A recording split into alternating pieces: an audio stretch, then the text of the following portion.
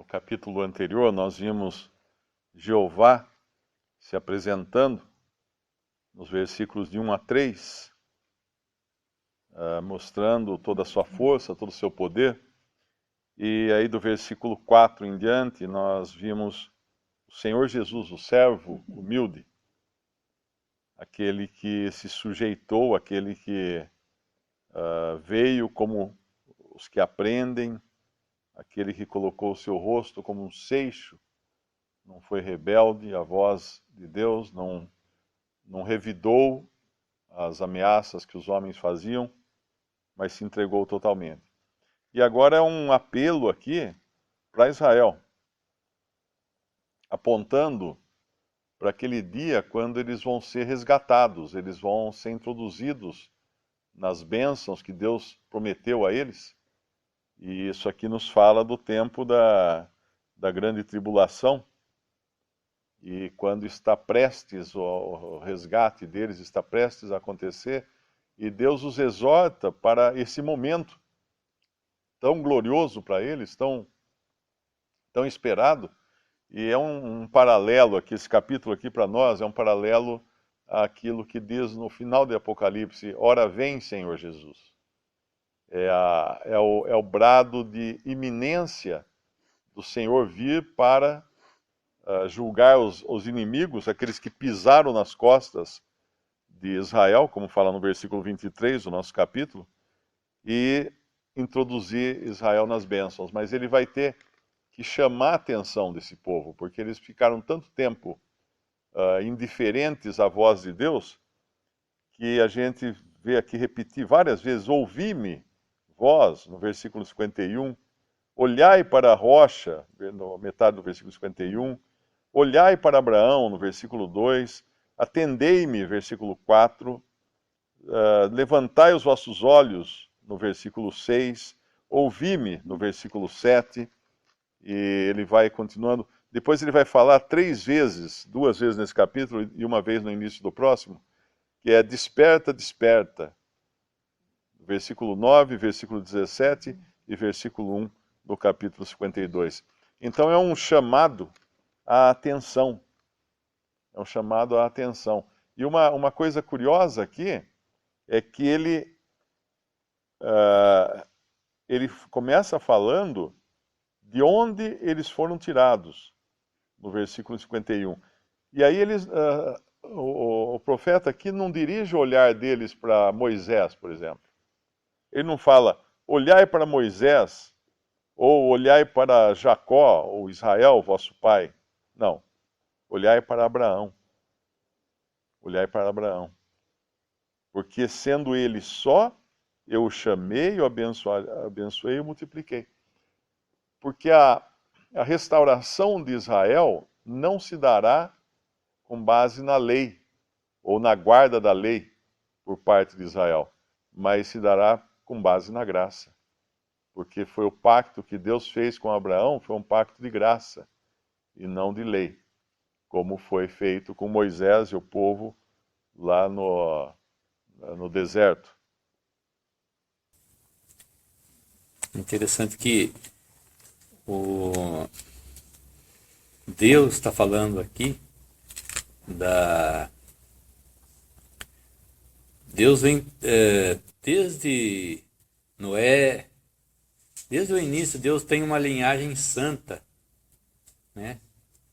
Cão, Sem, Jafé, e a linhagem santa procede de Sem, né? E o pai de Abraão, que é Terá, ele é da linhagem de Sem. Então Deus vem seguindo uma linhagem santa e chama Abraão da linhagem de Sem, né? E se a gente olhar lá em 1 Crônicas 1, 2, nós vamos ver que Abraão, 1, 27, desculpa. 1 Crônicas 1, 27. Abraão teve filhos com 3 mulheres: Sara, Agar, e a terceira esposa foi Quetura. Mas Deus está falando aqui da linhagem de Sara. Vamos ver lá, versículo 1 Crônicas, capítulo 1, versículo 27. Abrão, fala do pai dele no versículo 26, Tera, ou Terá, gerou, né, Abrão, que é Abraão. Os filhos de Abraão foram Isaque e Ismael. Aqui, Isaque e Ismael são colocados como filhos de Abraão. Mas Isaque é filho da promessa. Porque a palavra diz que em Isaque será chamada a tua descendência. Ismael foi o filho de Agar, que era escrava. Que não herdaria, que é uma figura da lei, que não herdaria as bênçãos do filho de Sara, que era da legítima, né? Então, nós vemos que Abraão teve mais filhos. Então, esses foram os filhos de Isaque, Ismael. Depois fala da linhagem de Ismael, no versículo 29. Os ismaelitas são... a gente pode confundir um pouco com todo esse povo misturado que está ali, do lado da terra prometida. Estão misturados ali, porque nós temos muitos filhos de Abraão ali. Nós temos os filhos que são de Ismael, que eles tiveram uma grande descendência também, que são muitos, né, através o pai deles também é Abraão. E eles estão ali, e muitos professam que Abraão é o pai deles. E depois, inclusive os midianitas, né? Depois estão os filhos de Quetura, ó, versículo 32. Quanto aos filhos de Quetura, Quetura foi a terceira mulher, a terceira mulher com que Abraão teve filhos, porque ele teve a primeira voltando, né? A primeira ele teve com a escrava, que era Agar. Depois ele teve o filho da promessa com Sara. Depois que Sara morreu, ele teve o filho com Quetura, que era concubina de Abraão. Versículo 32. Quanto aos filhos de Quetura, concubina de Abraão, esta deu à luz. Aí vai falar todos os filhos de Quetura, inclusive Midian, que são os midianitas, que também pelejaram contra Israel. E depois nós vemos, versículo 34, Abraão, pois, gerou a Isaque, e foram os filhos de Isaque, Esaú e Israel. Depois ele continua. E os filhos de Esaú, quer dizer, Isaque teve 2 filhos,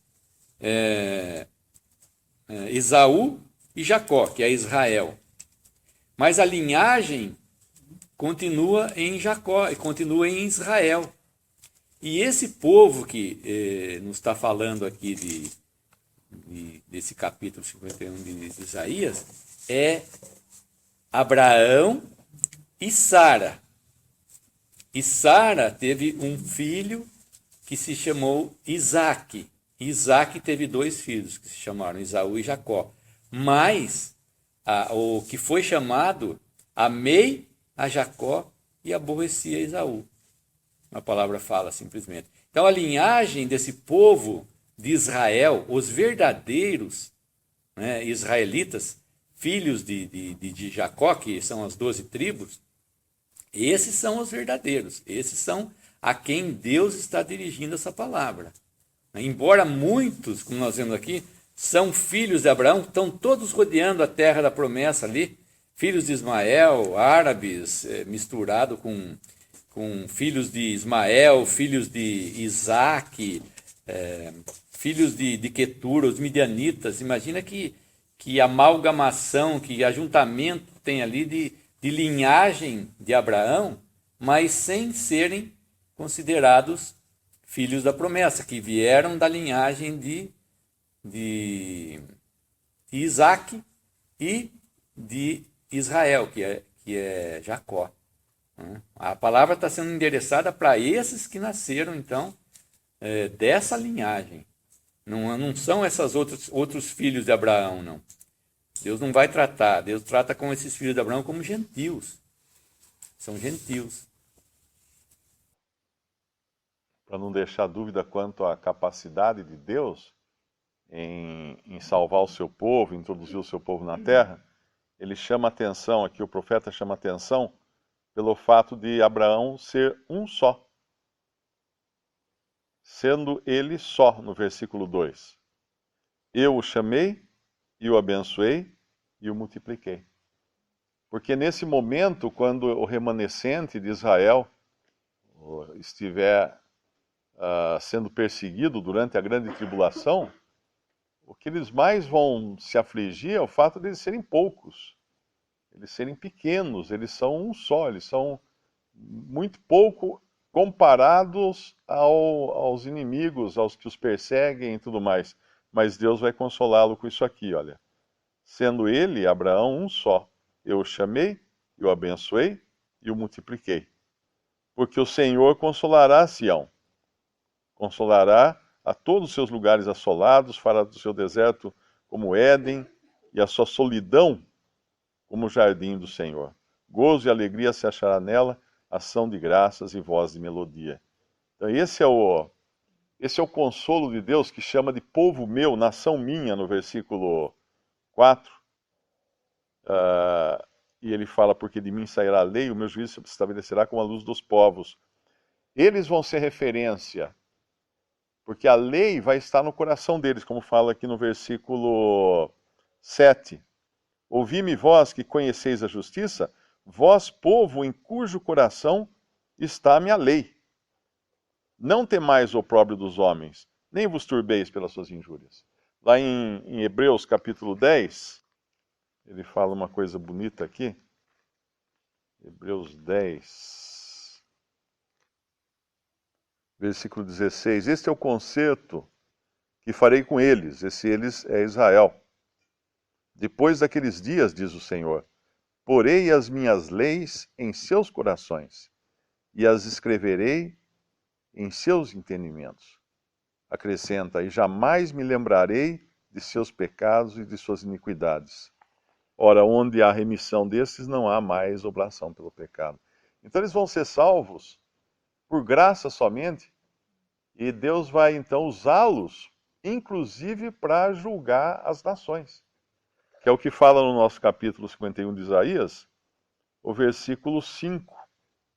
No final do versículo 4 ele fala, o meu juízo se estabelecerá como luz dos povos, ou das gentes, ou gentios.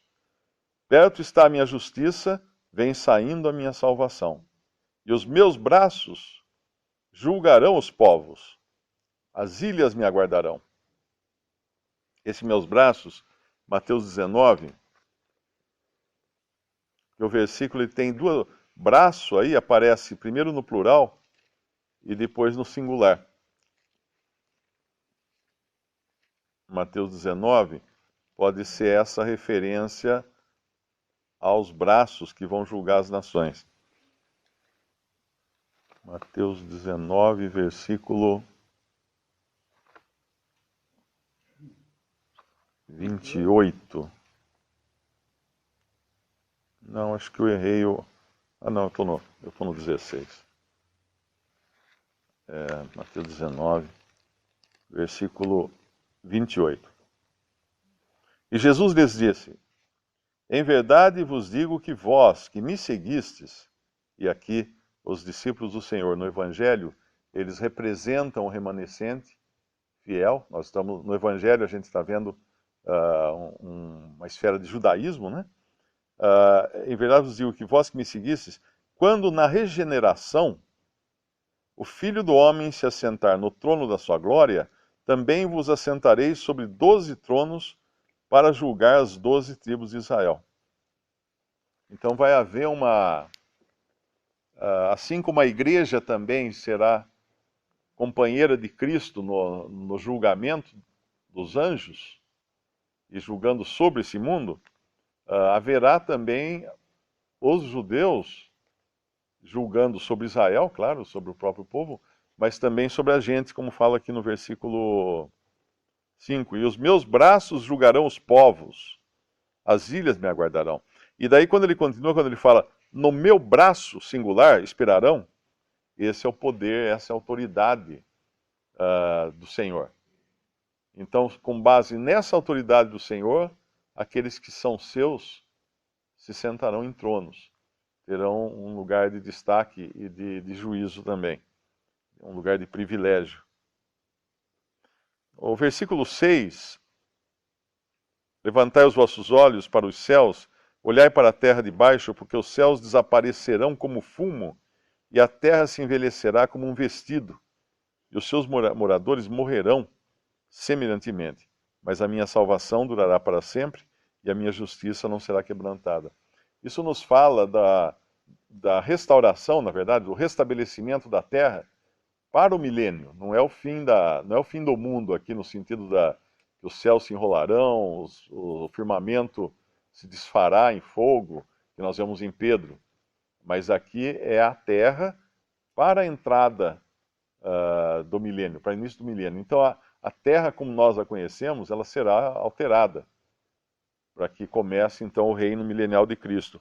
E tem um versículo, acho que é mais para frente aqui, no versículo 16, e ponho as minhas palavras na tua boca, e te cubro com a sombra da minha mão, para plantar os céus, e para fundar a terra, e para dizer a Sião, tu és o meu povo.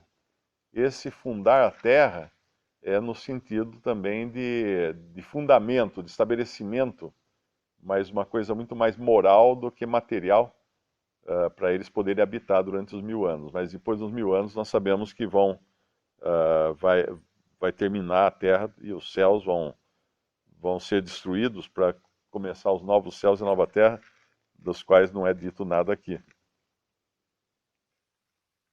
Sempre que Deus quer consolar o seu povo e trazer esperança a eles, e trazer confirmação e certeza aos seus corações, ele se reporta ao que ele fez lá no Egito. Porque ali é o marco da libertação do povo de Israel. Eles foram libertos com mão poderosa no Egito. Nunca se viu tantos sinais, com tanto poder, como no Egito. Deus abrindo o mar para eles passarem a pé seco. E é o que ele faz aqui no versículo 9. Desperta, desperta, veste-te de força ao braço do Senhor. Desperta como nos dias passados, como nas gerações antigas. Não és tu aquele que cortou em pedaços a Raabe e feriu o dragão? Raabe seria o Egito, e aqui alguma versão fala dragão, outra fala serpente, outra fala chacal. Outra fala chacal. E na verdade o rei do Egito, ele tinha tanto na sua coroa, na sua fronte, uma serpente como símbolo, como ele também tinha um chacal. A gente vê naquelas fotos de museus o faraó com a cabeça de um chacal. E é isso que Deus está se referindo aqui, que o profeta está se referindo. Ou seja, aquele que tirou vocês de mão tão poderosa, de uma escravidão tão horrível, como não fará agora também, não é? Eles estão nessa situação ruim. E ele, no versículo 10, ele relembra isso. Não és tu aquele que secou o mar, as águas do grande abismo, o que fez o caminho no fundo do mar para que passassem os remidos? Assim voltarão os resgatados do Senhor e virão a Sião com júbilo. E perpétua alegria haverá sobre as suas cabeças, gozo e alegria alcançarão, a tristeza e o gemido fugirão.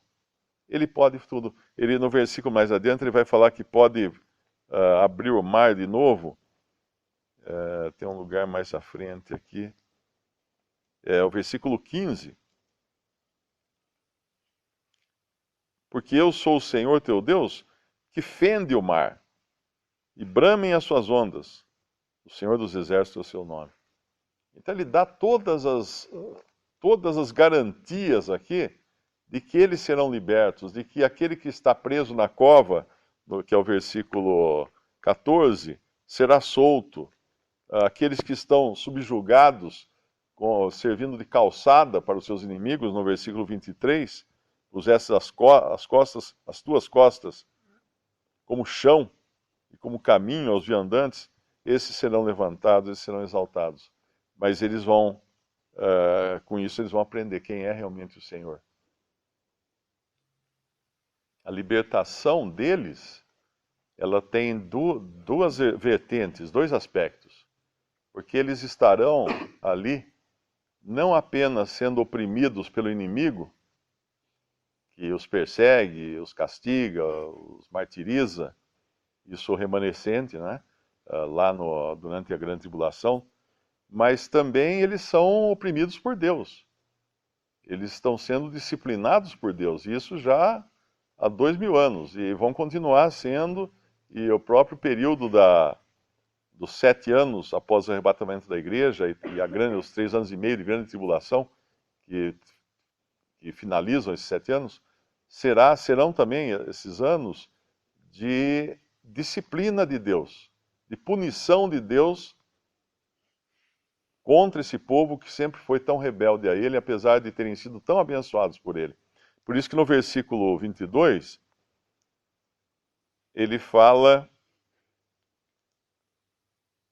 assim diz o teu Senhor, Jeová, e teu Deus, que pleiteará a causa do seu povo. Ou seja, ele agora entra em defesa do seu povo. Eis que eu tomo da tua mão o cálice da vacilação, e as fezes do cálice do meu furor. Do meu furor. Nunca mais dele beberás. Ali se encerra, então, não apenas a opressão feita pelos inimigos de Israel, mas a própria disciplina, o furor de Deus, o cálice do furor de Deus, que eles tiveram que beber todo esse tempo, por causa da desobediência e incredulidade deles. Como foi falado a semana passada,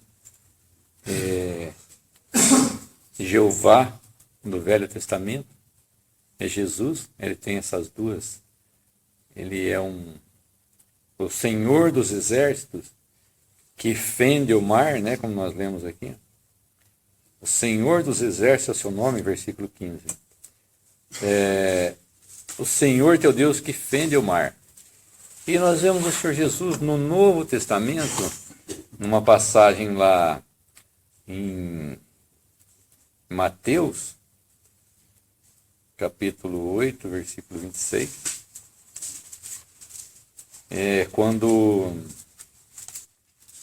o mar se levanta, versículo 24, Mateus 8, 24, e eis que o mar se levantou, uma tempestade tão grande que o barco era coberto pelas ondas. Ele, porém, o Senhor Jesus, estava dormindo. E os seus discípulos, aproximando-se, o despertaram, dizendo, Senhor, salva-nos que perecemos.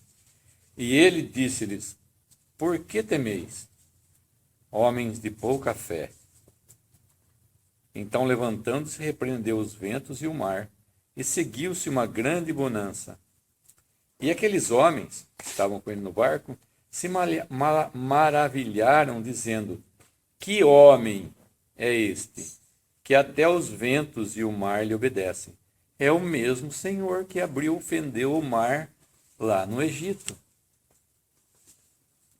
Porque o Senhor Jesus falou, por quê? Por que vocês estão